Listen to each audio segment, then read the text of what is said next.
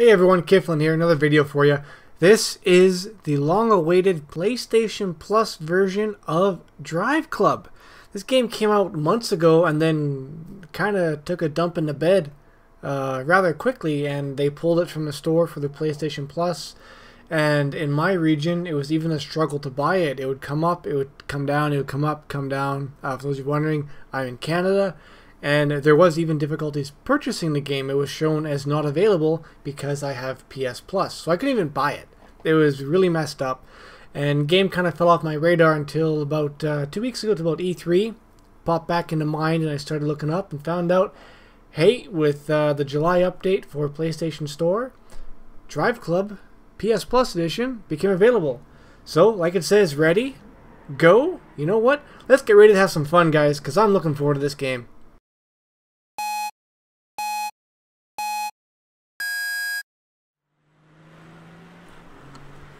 I really never thought I'd see the day. I never thought I'd see the day that Driveclub PS Plus would be released.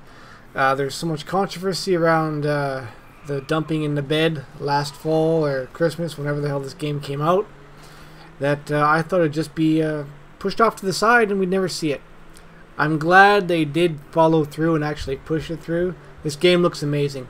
Look at the lighting effects. Like, you saw the shadows through the tunnel there.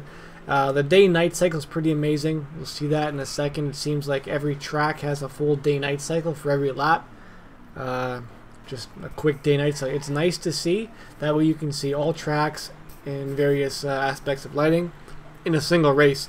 I enjoyed that, although there's no realism to it at all. Come on, we're playing a racing game, right? It's not exactly realistic to begin with. You're on a controller, for one. But the day-night cycle is a nice feature, I feel. You see, it's already getting lighter here. The visuals of the game, texture-wise and reflections, just look at the reflections on the bumper, right? Even the reflections here in the snow. It's going to start snowing in just a second here. You can start to see it pop up on the screen. The lights are even reflecting off the water droplets on the screen as you're looking through. Really nice effect. It really adds to the immersion, I feel. The snow lights up when your headlights go across it here. You can see the water coming down, even in reverse. The lighting in reverse, I know some games fail. I feel Forza really fails at that. When you go in reverse, the sound of the game just kind of falls apart. This, not so much. Look at the texture work on the snow. Look at the lighting. It looks good. They took their time with this. So whatever the hell was wrong with it months ago, either they totally removed that or they fixed the issues, because it's looking good, it's playing good. What I'm liking most right here is it's not as realistic, I think, physics-wise as Forza is, but it feels more realistic. Now, for those of you who have your driver's licenses and have driven a rear-wheel drive car on the snow, on ice, or in wet conditions, or on a gravel road, you know how easy it is to get that back end loose, especially if you have a posi track or a locker for a diff in the back. The back end comes around just like that, and it is not that difficult to feather the car or truck around the corner on slippery conditions. Forza makes it feel overly difficult, and you're either sliding really easily or you're just going to completely power slide and you're going to oversteer hard. The physics in that game, they say, are realistic. I don't know how realistic they are. It doesn't feel realistic to me as far as the traction goes, especially for rear-wheel drive cars. This feels more realistic and more what you would assume a car would do, or what you feel your car would do. Not that I own fancy vehicles like this. Far from it. Just how it feels when I drive, it feels better in this game. This feels more close, more similar. There is a career mode. They call it Tour here. You can pick a single track, single car, and you can go online. Haven't tested the multiplayer yet. Just haven't had the time, really. Racing games, I tend to stick offline. There's just too many people who don't want to race. They want to do the pit maneuver like the police do. They push out your back end and you crash. I can't stand racing with people like that online. I'm here to race. I'm not here to play bumper cars, right? So that's why I tend to stick offline for racing games, unless I'm playing with friends. There's a bunch of different setup matches here. You have all-wheel drive, rear-wheel drive, front-wheel drive, different car classes. You have car sets from the 80s. You have supercars from now. You have your classic tuner cars, things like that. They have all sorts of styles here. You have to unlock them by getting stars or points, whatever the hell they call it in this game. So the first one, welcome to Driveclub. The game, when you boot it up, boots right into that race. You can't go to the screen at all. So I got 2 out of 3 stars in that game. I know the one I missed. It was the cornering one because I hit one of the guardrails on the way around. This one, Hot Hatch. This is, well, your little Mini Cooper. And look at the detail. The detail of these cars is something else, you know.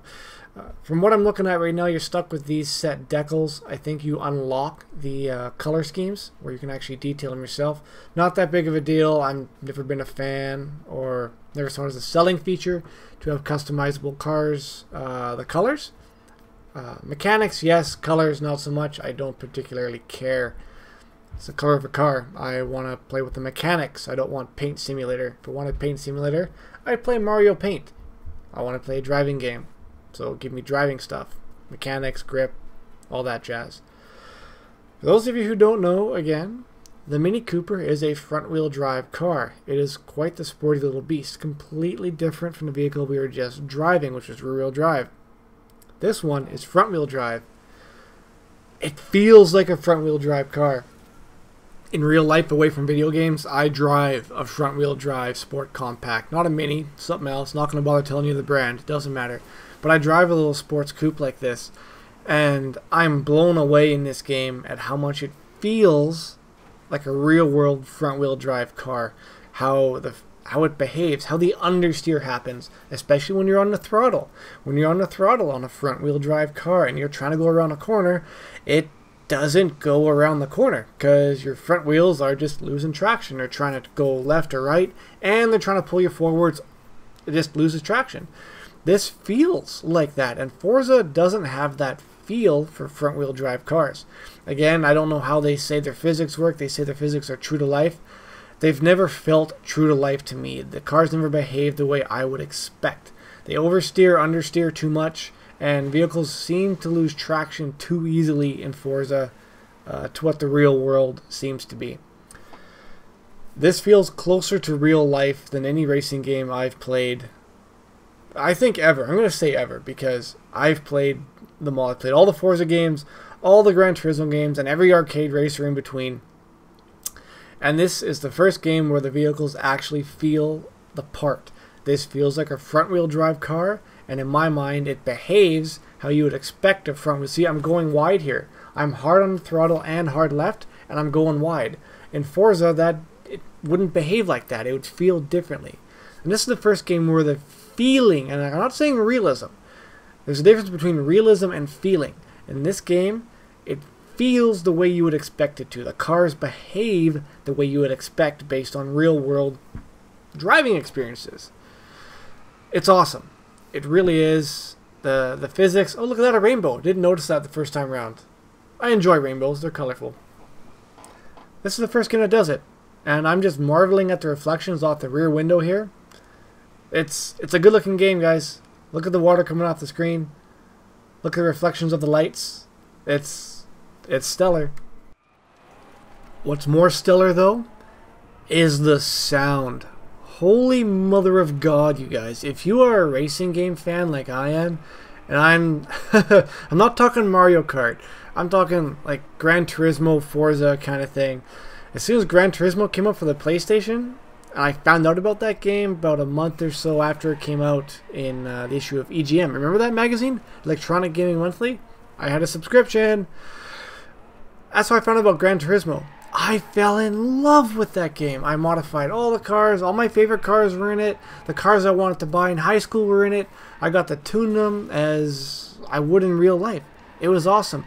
Ignore my driving here. I'm just trying to be a dick and screw with the physics and see how the cars come loose. And being a Ferrari, it comes loose how you would expect it to. Never since me starting playing racing games, I guess it was like 20 years ago when Gran Turismo came out. Maybe a little less than 18 years ago.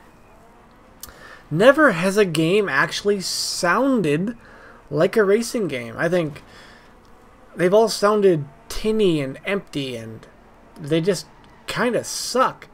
This one sounds the part. Now I'm going to turn off my voice here, and I'm going to crank up the audio for the game, and you just listen for 30 seconds and listen to how the engines sound. It's amazing.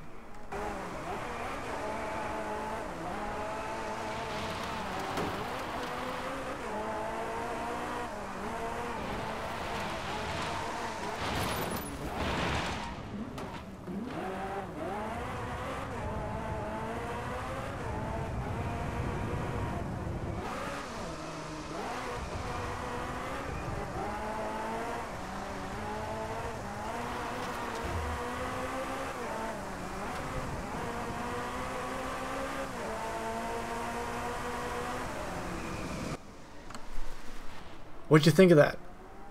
Huh? What'd you think of that? Doesn't it sound good? Now, the first two vehicles, they sounded the part. The Ferrari, just finished watching a Top Gear episode with a Ferrari, and I watch all sorts of YouTube channels, the professional ones, where they have vehicles like this, and it sounds proper. You drive a Ferrari in Forza or Gran Turismo, it sounds nothing like this. I don't know what they recorded in those games to get the sound spot on, but it doesn't sound like it. Does not sound like it at all. These sound like it. And on top of it, the audio changes, the soundtrack changes if you're inside of the car. So the engine noise sounds the part, and it sounds different, with a different tone and different notes and different frequencies if you're inside of the car, so you have that driver cockpit view, as if you are tailing it like I am. I always drive tailing the car. I can't drive cockpit view, never have been able to, I probably never will be able to. But I did try the sound for the inside of the car. I just crashed worse than I am now, so I'm not even going to bother showing it to you. It sounds amazing. It sounds like you're inside the car. And I'm going around so poorly here because I'm driving heavy-footed. Right? I'm driving like I'm driving a Subaru or a Mustang or something like that, like a Subaru STI or a Mustang, where you can really tromp on it and there's not a whole lot of consequences. I'm driving a Ferrari in water. So what would you expect would happen if I tromp on it in a corner with water? You spin around, right? It oversteers properly. Like I was saying there, it behaves the way you would expect. And I'm baffled here playing it that no one else has seemed to have gotten it right before. This game's really good. And it's free for PlayStation Plus members. Now, I know I sound like a broken record, but PlayStation Plus, really good bang for your buck this month. Got PlanetSide 2, got Driveclub, 2 awesome games for free. All you gotta pay is a couple bucks a month. Do it. It's worth it. Just one more note on the handling here before you go out and download this game for free. It doesn't feel like Forza. It feels better than Forza, but it doesn't feel arcadey. Like you're not like Rally Sport Challenge or Sega Rally or Burnout or anything like that. Like, yeah, I've played a lot. Rally Sport Challenge, Xbox, the original Xbox. Shout out to you guys who know that one. Awesome freaking game, and I'm still waiting for the sequel. I want Rally Sport Challenge on Xbox One. Someone make it happen.